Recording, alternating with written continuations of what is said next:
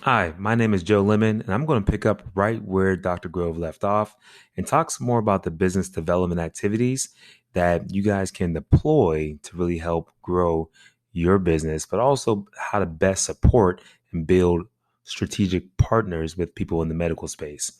So my background is having over 8 years as a personal trainer myself, but now over the past 7 years, I've been working in this physical medicine world where I sell consulting as well as equipment to a lot of these private practices, from physical therapists to chiropractors to family medicine to regen medicine doctors. And it's a great space to be on. It's an ever evolving space. There's a lot of activities happening here. So I want to share some insights that I've gained just from working with a couple of my clients along the way and really help you guys build up some partnerships. Okay, so there's a really good case study that came out from the AMA, and they're showing that there's a 10% decrease in the amount of physician owned private practices. Now, this is mainly happening because private equity groups are coming in and they're acquiring a lot of the smaller players and they're bundling them all together and they're coming out and rolling out a much larger, huge, let's call it, corporate type of medical practice, right? And they're kind of hard to really know who owns what. So when you're looking at approaching certain private practices in your area, it's really good to know whether you're talking to a franchise, whether you're talking to someone that's owned by private equity, or whether you're talking to a solo entrepreneur. Um, the process is similar, but there's some differences though. One, if you're talking to a much larger corporate enterprise, it's going to be more of a complex deal and you have to get more people at the table. And so what we're going to focus on today is really working with the solo entrepreneurs or the private practice owners and people that are literally like much smaller boutique type of clinics. Because I think this is the easiest one that you guys can build relationships with and partner with. And it's important to also note that this is a stressful time, right? Because there's private equity, there's big money coming in, meaning there's more marketing dollars going towards those groups, as well as they're more staffed. So it's a lot of David versus Goliath activities happening here, right? And you got to be cognitive of that. So if you can add value to their practice by helping them kind of, stand up against those right up against these big machines, I think that could be very valuable to them down the long run. But first, they have to trust you. So let's get right into some things that I think will help out.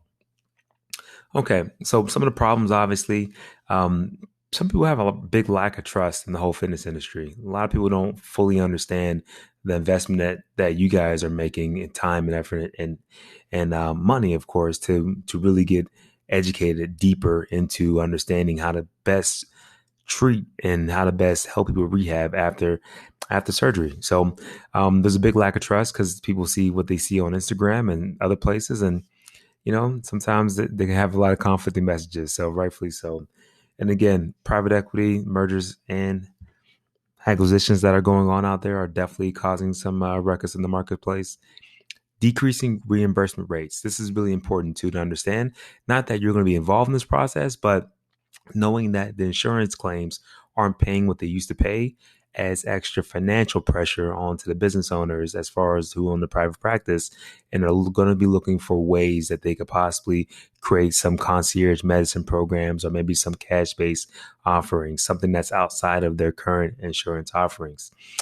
So just be mindful of that, and as well as the healthcare burnout that is going on. I mean, you factor in COVID and just some of these other things that we already mentioned, and you can easily see how being a healthcare provider and running your own business has some extra challenges these days. So it's really easy, simple ways I want to talk about today, things that you guys can literally, get done with this actual quick piece of this training and then start deploying really and really start putting them work. Coming up with a simple value prop, and want to talk about that later. Being able to quickly communicate your skill set and using a lot of that same language is a big part of that. So keep that in mind. And then collaborating, right? And thinking about ways that maybe you guys could potentially down the line come up with some of your own offerings, another revenue stream for both of you, for the clinic and for yourself as an actual trainer. I think that this is something that could be really interesting. And then, of course, finding out ways that you can just help reduce that workload, reduce some of the stress, man, that could go really, really far to people wanting to work with you. If you can just look for those opportunities, there's every clinic's a little bit different, but there's things that I'm sure that every person is like, man, it would be great if we had somebody that could help us out with social media, or it would be great if we had somebody that would just help us try to set up lunch and learns, whatever it may be. I think there's a lot of ways that you guys can creatively work together to help reduce the workload, as well as help. And then in return, people do like and probably feel a little bit obligated to at least try to refer more of their patients your way. All right, business development. These are the things that we're going to talk about today. The art and science of selling. To me, this is the foundation. Before you get into marketing, you have to know how to properly communicate, and that's how I view sales. So we'll talk about that and some of the math behind that. Guerrilla marketing strategies. I'm talking about grassroots marketing, low budget marketing strategies, not, blowing a ton on Facebook. Not that Facebook doesn't work, but there's a lot of things that I think that we overlook that we can deploy really simply. And the process of building trust so you can gain these partners.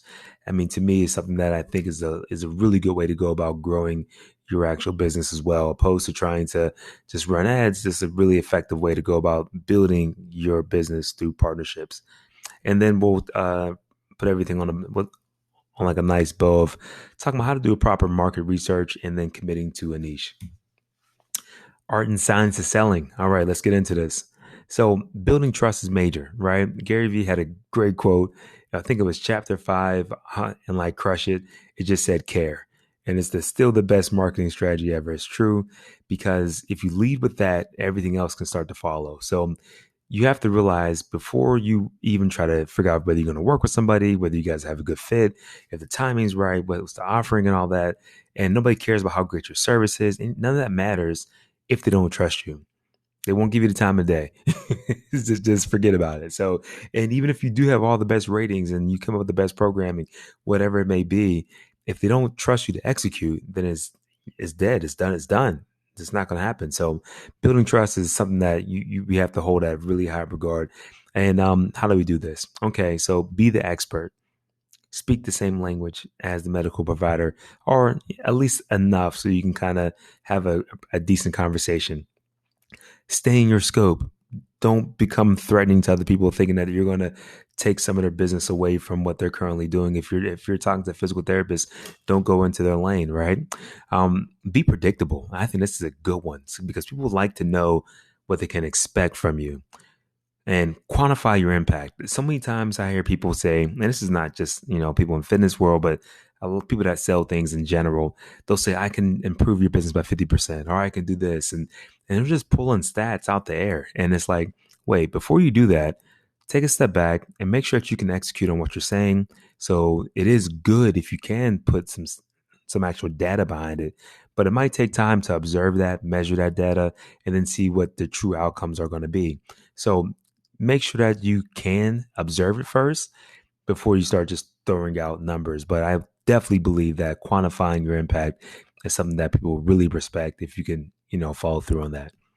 Keep your commitments pretty simple. I know it sounds elementary, but man, it doesn't happen a lot. So you can win people over by showing up and being there on time. And then last but not least, but be human. If you make a mistake, own it and then move forward. All right, so it's not what you say, right? But it's definitely how you say it. Tonality is major. Watch how you show up, especially a lot of people are doing calls these days, more Zooms. It makes sense to invest in a decent microphone so you can have a better Zoom conversation. You'd be surprised how much that can kind of, allow people to at least have this sense of more trusting from you whenever your camera's on and your microphone sounds good. Body language, when you show up in person, like, don't show up with these, arms folded and everything that says, don't talk to me. like show up ready, show up with confidence, show up with the whole Superman pose. Man, it makes a difference. And one of the things that I think people really overlook is the fact that, man, people are listening to you, but before they even listen to you, they see you, even if it's on Zoom. Like, so they get a chance to really start judging you from the moment, those milliseconds that happen before you even open your mouth. So be mindful of all that nonverbal communication. It sounds elementary, but boy, I promise you, it makes or breaks a lot of relationships. So just be mindful of those things whenever you show up for anything, for any of your meetings. And one of the things that I think that people really gotta kind of like really try to understand is the math behind selling, right? Because this is something that is a process of doing activities and knowing that you're not going to bat 1,000%. If anybody believes that, every client that they talk to is going to be automatic, a brand new client for them, or prospect is going to be a brand new client. And if you think that every one of your potential partners is going to be a brand new partner, you are really missing it, right? And so there's science behind this, and let's start at the very top of the funnel. Now, outbound activities, these can be anything from cold emails, from cold calling, to direct messages on Instagram, reaching out on LinkedIn messaging. There's all types of ways to reach people, like, and it's and I and would encourage you guys to try a multitude of different ways to go about reaching your actual ideal partners, but do whatever feels most comfortable to you. So to me, Instagram DMs is a really good strategy. It still works for a lot of people, and you can get some pretty good connection rates there. So let's say you're sending out 50 Instagram DMs, right? 20% connection rate is pretty standard there. Out of that 50, only 20% connect. That means you're down to 10% engagement, meaning people are going to actually get back to you. You got 10 messages in your inbox saying, "Hey, I want to learn more. Hey, it sounds pretty cool what you said." But out of that, only 50% will probably be interested in trying to schedule next steps in the meeting. The important part with this is that each phase, you're not trying to accomplish everything at the very beginning. The first touch, when you do your outbound email, is really just so you can try to set up the meeting, right? It's not about trying to cover your total history, your whole lifespan as a trainer. This is literally just so you guys can get in front of each other and get to know each other. And then once you schedule a meeting, you have to realize that everyone's not going to show up. Things happen. They're busy. Their family's doing things. They change their mind. It doesn't matter, but you shouldn't bank on 100% show rate. It's great if you get it, but don't bank on it. So out of that 10 people that actually engage with you, 50% might convert to an actual meeting. And let's say there's an 80% hold rate. So out of that 5 people that booked a meeting with you, only 4 are actually going to show up. And this first meeting needs to be about them, not about you, not how you've changed the world. You need to seek to understand before you try to be understood, right? So seek how you can figure out what they're trying to accomplish, understand what their business is, where they are, what's happening in their world, right? Of course, you have to be able to present what you do and make sure that you are polished. But this is not the time to look at trying to close a deal or secure a partnership. Instead, ask a lot of questions. Be very curious about what they're up to and see if there is a fit for you too. And let me just say this: the best people, the best salespeople in my mind, not just disqualify, that's probably a harsh word, but either way, they weed out the partners that don't make sense for them, right? So it's perfectly fine to say, "Hey, I don't think I'm going to be able to best serve you, but I know somebody else who's great at XYZ." And especially if the personalities are a mismatch, or if you feel like something's just off, or you don't see yourself succeeding or really excelling in that environment, there's nothing wrong with moving on. I highly recommend it because it preserves that relationship. People respect the fact when you are upfront with them about that. So, and if you have a good close rate after you have those discovery meetings, then a 50% close rate off of that, it seems really reasonable if you go about doing a good job of disqualifying the wrong partners for yourself. So think about that. 50 outbound activities, if you're working pretty well, should allow you to reach 2 people. And this is the mindset I want to try to bake into this, for the rest of this presentation, because it's going to take multiple touches. You're going to have to work your way through it and refine this process along the way. And don't expect to have two touches and 2 meetings, and then 2 meetings are going to turn to 2 brand new clients. It's not working like that, right? It's 50, and then hopefully you can walk away with 2. And if you're really great, you might walk away with 5. But Two, I think in the beginning is plenty. Okay, let's talk about how to do a market research. We're going to run a SWOT analysis, right? Strengths, weakness, opportunities, threats. We'll talk about that in a second. ID, target audiences. Conduct a nice survey, and then talk about the how to choose a niche within a niche. Okay, so I'm sure you guys have seen this before in the past. So the strengths and weaknesses obviously are focusing on the internal aspects, the things that you are can actually work on, and the part I really want to focus on now is the weaknesses. I think it's really important that we are upfront about our weaknesses. We are clear about what we don't feel comfortable doing, where we feel like we might not be able to bring the most value, and just just be 100% sure about your strengths. Like double down on your strengths. But people appreciate the fact that you're willing to acknowledge your actual weaknesses and some of your limitations, and then that way they know how to better operate as well. Again, especially when you're trying to build strategic partnerships, we're not trying to work with everyone. You just don't have the time. You don't have the capacity. You don't have the resources probably to actually do that. So you're looking for the right people, looking to work with you at the right time. You don't need many of those partners to make a real impact in your business. Okay, and then don't overlook the other things that are happening on throughout your industry, throughout your neighborhood, I should say. So look for those opportunities, look for the threats, understand your competition, look at what they're doing, and just think about the pricing and everything else that's going on around there. And also look at what your potential partners might be looking at too. So understand their strengths and their weaknesses and their opportunities and threats that are around them, because then maybe you could try to work in or try to position an actual offering that makes sense after you go through a couple discovery calls or meetings and at least do your homework so you know what to bring to the table. Okay, IDing your target audience. I'm sure you guys have heard this before. You know, because you guys are in fitness doesn't mean and most people want to be fit. Yeah, everyone's not your client, right? Same thing here. When you think about partnerships as well, like it is good to really build out a real archetype that says, I'm looking to work with somebody 45 years old, a male who's a physical therapist in this zip code. But more important to me is the psychodemographics, because this is really where you understand like how they live their life and see if there's any intersections to where you guys live, and really how to go about marketing to them based off how they go about doing their day to day. So understanding their lifestyle, their personality type, are they outgoing, are they shy? Like that stuff makes a huge difference, because if you're an outgoing person and this person and the person that you're looking to work with might be a little bit more of an introvert, man, that could be a match made in heaven. So you know, understand those characteristics, those principles, and their belief systems. If you're Christian and you guys go to the same church, I mean, all that stuff matters. I mean, so just understanding those things, I think, is really important to helping you ID the right people that could be a really good fit for you.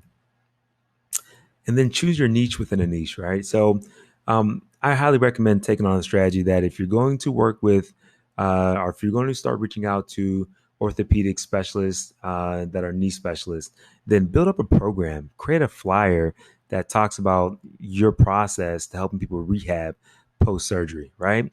And I know a lot of people will automatically get scared, and there's a fear thing that happens that we're saying, man, what about the people that have shoulder injuries? I can work with them too, or people that have hip issues. I want all that business, and you can get that business.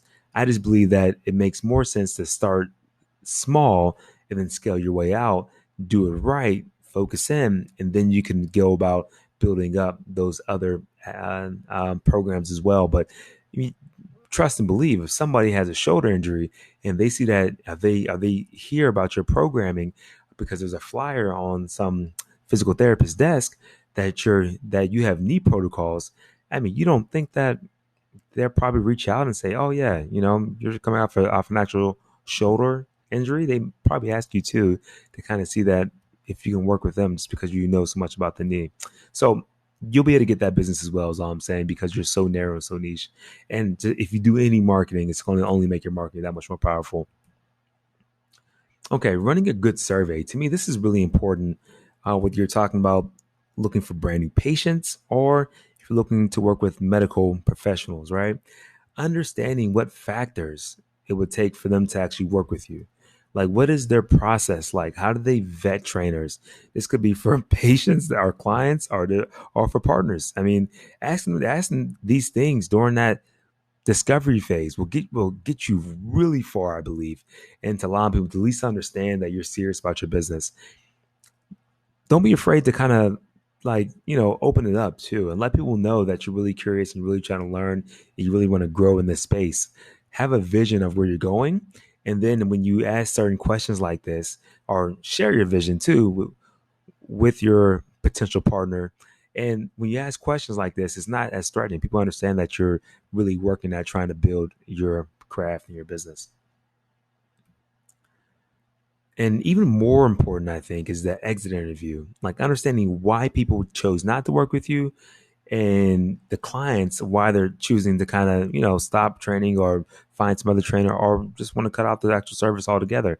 Like, hey, ask them what they think about your product or your service. Ask them about the pricing.